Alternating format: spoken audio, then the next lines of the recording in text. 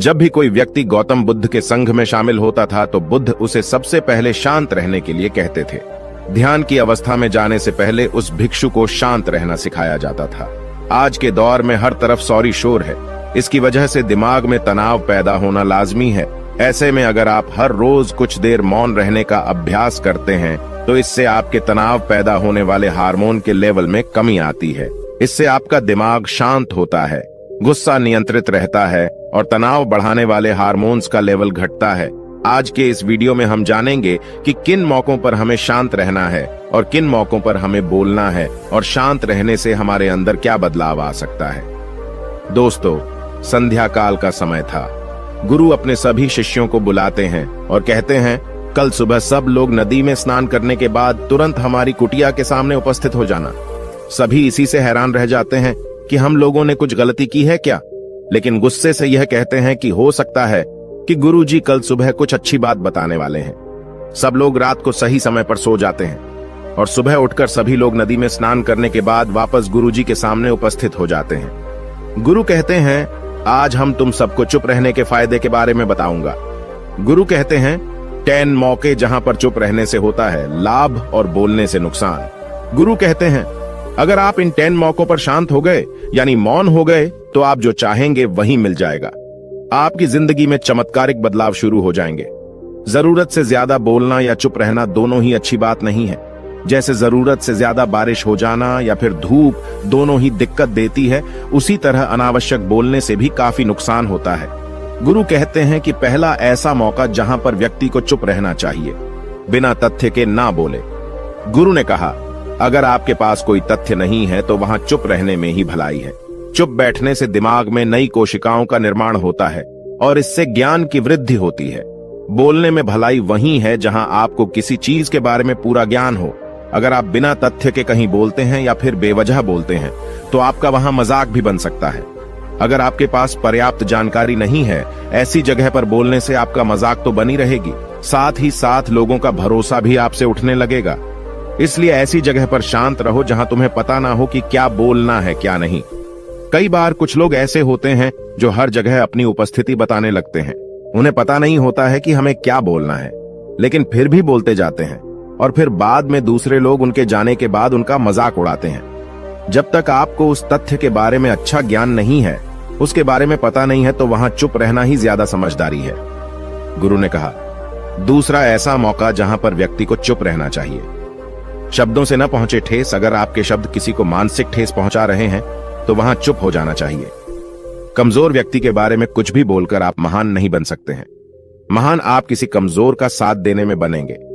कई बार होता है कुछ लोग अपने से छोटे व्यक्ति को भला बुरा कहते रहते हैं। सामने वाला इंसान तो कद से आपसे छोटा है, वह आपको कुछ नहीं बोलेगा, लेकिन आप उसकी नजरों में गिरते चले जाएंगे।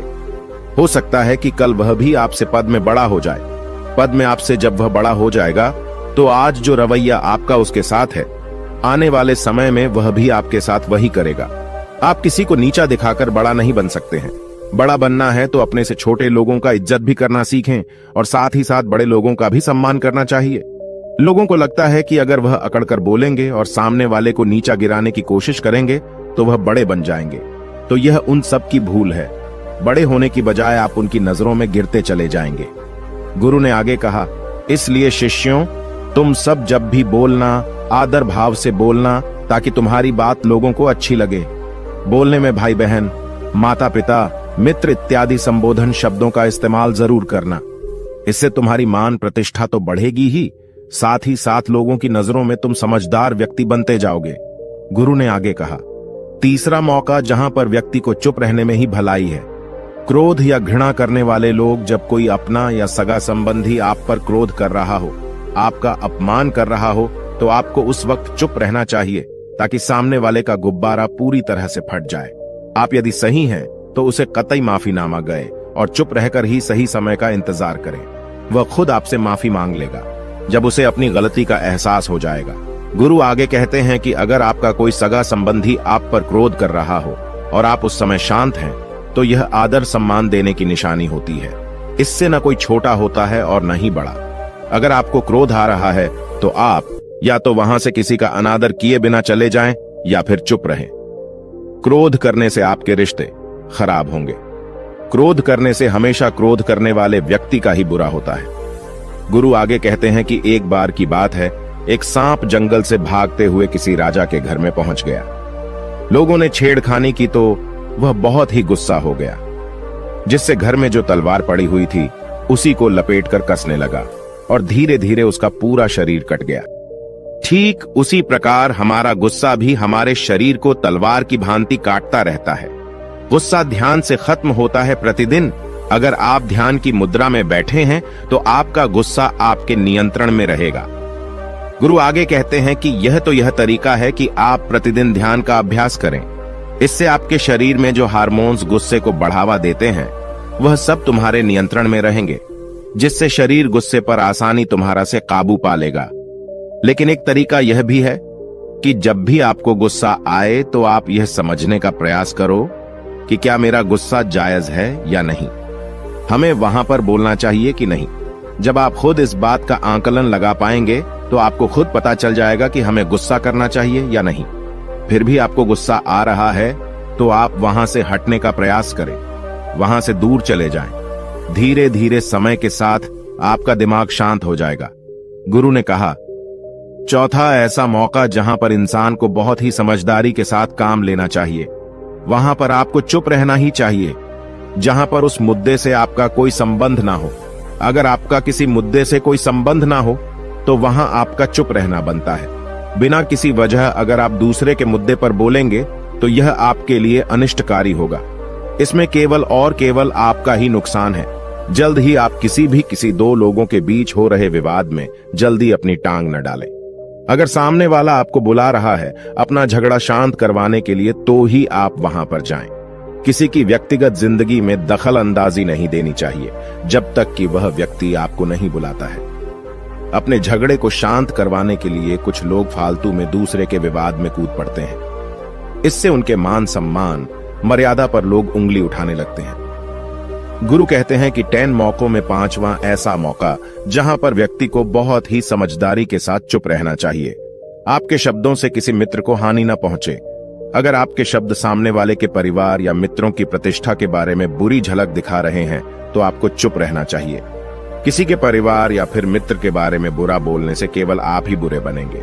जो चीज आसानी से खत्म की जा सकती है उसे अपने शब्दों से बड़ा न करें। बिना चिल्लाए बात करने का प्रयास करते रहना चाहिए।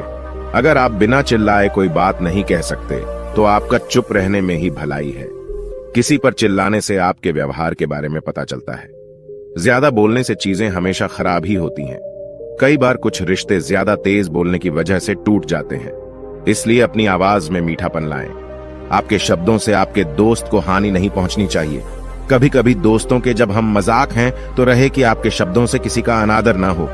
मजाक को भी हमेशा शब्दों के मायने में ही रखें। जहां किसी को शब्दों से चोट लगे वहां चुप हो जाएं। ज्यादा बोलने से हमेशा नुकसान ही होता है। किसी और की प्रतिष्ठा को अपने शब्दों के माध्यम से उसे हानि नहीं पहुंचानी चाहिए। यदि आपके शब्दों से किसी और की प्रतिष्ठा को ठेस पहुंच रही है तो वहां आपको चुप हो जाना चाहिए। जब कोई व्यक्ति आपके सामने नहीं है तो आप उस व्यक्ति के बारे में बुरे शब्द किसी तीसरे व्यक्ति के सामने न बोलें। गुरु कहते हैं, छठा मौका जहां पर व्यक्ति को चुप रहना चाहिए, जब कोई कर रहा हो किसी की बुराई। जब कोई आदमी आपके सामने किसी तीसरे आदमी की बुराई कर रहा हो तब तुम्हें चुप रहकर बस सुनना चाहिए। अपनी राय व्यक्त नहीं करना चाहिए, क्योंकि जो आज आपके सामने किसी तीसरे की बुराई कर रहा है वह कल किसी और के सामने आपकी बुराई भी कर सकता है।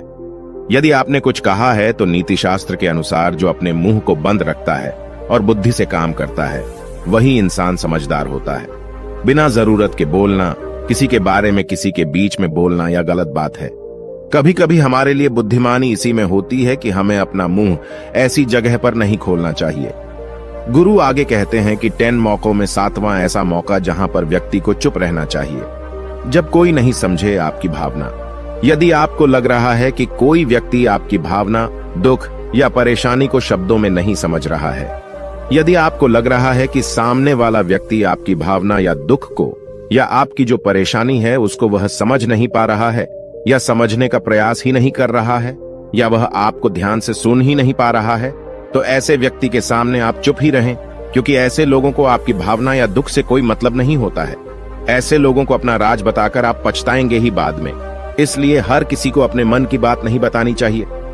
अगर आपको लग रहा है कि सामने वाला आपकी बात को नहीं समझ पा रहा है, आपकी भावनाओं को नहीं समझ पा रहा है, तो वहां पर आपको नहीं बोलना चाहिए, क्योंकि आज में आपका मजाक ही बन जाएगा जब आपको लगने लगे कि सामने वाला आपकी भावनाओं को ठीक तरीके से समझ रहा है, आप जो कह रहे हैं वह ठीक से सुन रहा है, तभी आप उसे अपनी बात कहें।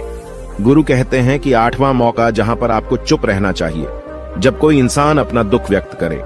यदि कोई इंसान अपने दुख या परेशानी को आपको बता रहा है, तो इसका मतलब यह है कि वह आपको अपना समझ रहा है। ऐसे में तुरंत ही उसे समाधान बताने के बजाय चुप रहकर उसके दुख या समस्या को सुने। उसके दुख या समस्या को किसी और को न बताएं। वह इसलिए नहीं बता रहा है कि उसकी समस्याओं का समाधान कर देंगे, बल्कि वह इसलिए भी बता रहा है कि सामने वाला उसकी बात को समझ रहा है। कई बार बताने से दुख कम हो जाते हैं। आपको अपना दुख इसलिए बता रहा होगा कि उसे लग रहा है कि आप उसकी बात को समझ रहे हैं। दुख बांटने से कम हो जाता है। इसलिए जब कोई व्यक्ति अपना दुख आपसे व्यक्त करे, तो आप चुप मारकर उसकी बात को बहुत ही ध्यान से सुनें, ताकि उसके दुख कम हो जाएं। उसके मन का बोझ हल्का हो जाए, क्योंकि उसके मन में जो भी बातें थीं, वह आपको सब बता दिया। गुरु आगे कहते हैं कि 10 जगहों में 9 ही ऐसी जगह जहां पर आपको चुप रहना चाहिए। जहां पर दुष्ट प्रकृति के लोग रह रहे हों और गाली गलौज कर रहे हों, तो आप वहां पर मत जाइए। ऐसी जगहों से आप चुपचाप निकल जाएं, अर्थात अपनी प्रतिक्रिया दिए बिना आप वहां से चले जाएं, क्योंकि जिसकी जुबान खराब होती है, जो दुष्ट प्रकृति के लोग होते हैं, उनको आप ऐसे समय में नहीं समझा सकते हैं।